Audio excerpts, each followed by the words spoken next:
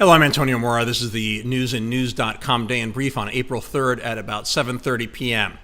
House Ways and Means Committee Chairman Richard Neal has sent a letter to the IRS formally requesting President Trump's tax returns for the past 6 years. He also asked for the tax returns of 8 of Trump's business entities.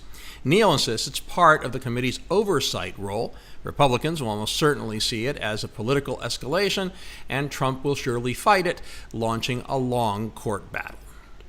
Talking about political escalations, the House Judiciary Committee, in a party line vote, authorized a subpoena today to obtain from the Justice Department the full, unredacted Mueller report and all the evidence investigators gathered.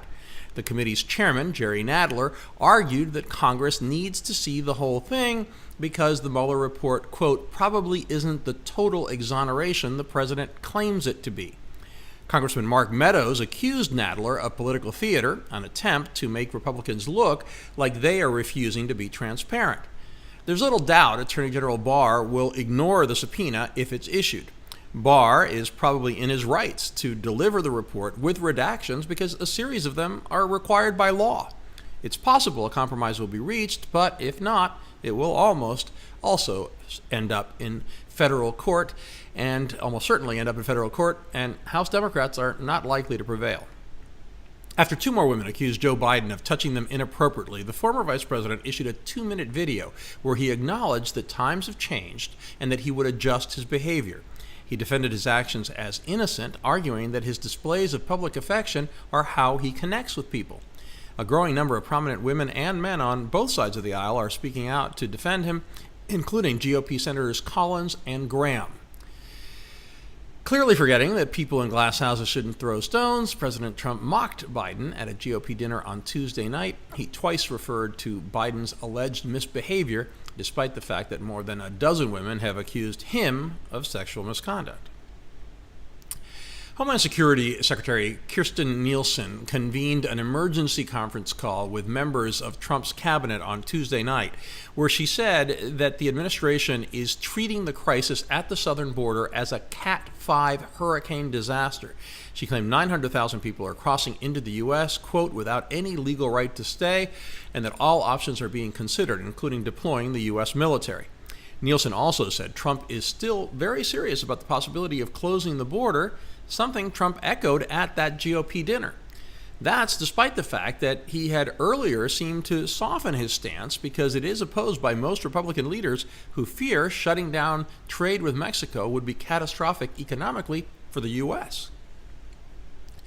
In an unprecedented address to a joint session of Congress on NATO's 70th anniversary, Secretary General Jens Stoltenberg warned lawmakers of the danger posed by a more assertive Russia. He said NATO is not looking to start a new Cold War, but that it has a crucial role in deterring the Kremlin, rebutting Trump's statements that NATO was obsolete.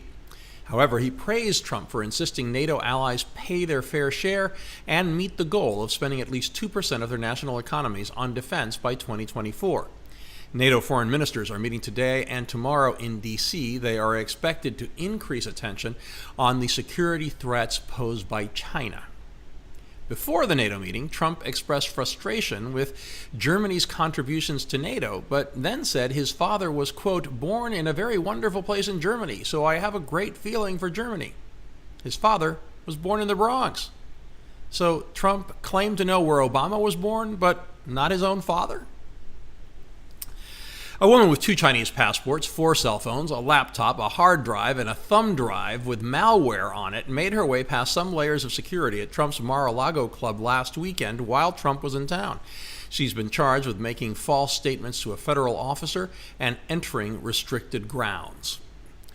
GOP senators deployed the so-called nuclear option today to change Senate rules and speed up approval of Trump's nominees. Republicans are frustrated with a large backlog created by Democratic delays. The nuclear option was first used by Democrats in 2013 to eliminate the 60-vote rule on executive branch nominations and federal judicial appointments.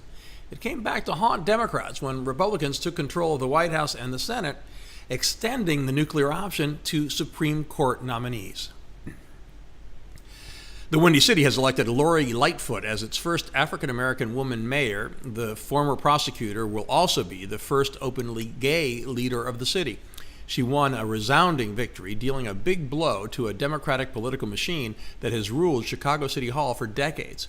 Her campaign focused on upending that establishment, even though she is also a liberal Democrat.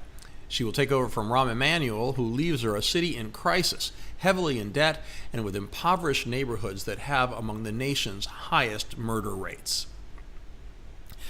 The House of Commons debated late into the London night and just passed a bill by one vote that would force British Prime Minister Theresa May to seek another Brexit extension beyond the current April 12 deadline if no deal is reached. The bill also blocks the possibility of a no-deal Brexit. It must now pass in the House of Lords. The problem is that the EU must also approve that extension, something that it may not do unless there is progress in the UK toward an agreement. Hoping to hammer out a Brexit plan that Parliament will approve, May met with Labour Party leader Jeremy Corbyn this afternoon. Both sides said the meeting was constructive and that in-depth talks would continue tomorrow. But many in May's Conservative Party are furious, with Tory leaders accusing her of collaborating with, quote, a known Marxist and anti-Semite. Meanwhile, May's Brexit secretary opened the door to a second Brexit referendum, saying May will consider it.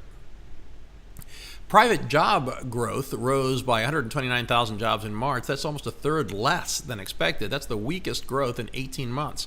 Global stocks had soared on hopes for progress in the U.S.-China trade talks, but the jobs report dampened the enthusiasm and U.S. stocks lost their momentum, although they still closed up slightly. Felicity Huffman and Lori Loughlin appeared separately in a federal courtroom in Boston to face felony charges that they bribed and cheated to get their daughters into top colleges. They both answered routine questions, did not enter pleas, and were released on bail with some travel restrictions. Huffman arrived early and entered with little fanfare.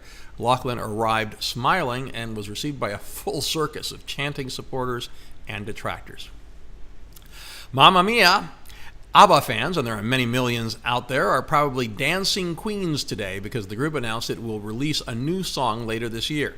The Swedish group, one of the most successful acts in pop music history, broke up 37 years ago, but it has only increased its popularity after the Mamma Mia play and movies based on ABBA's music. We have all those stories and much more updated around the clock 7 days a week at newsandnews.com, where you will find all you need to know in one place. Please subscribe to our YouTube channel by clicking on the right of your screen just below this video. Please follow us on Facebook at Real News and News, and follow me on Twitter at AMoraTV. I'll see you again tomorrow.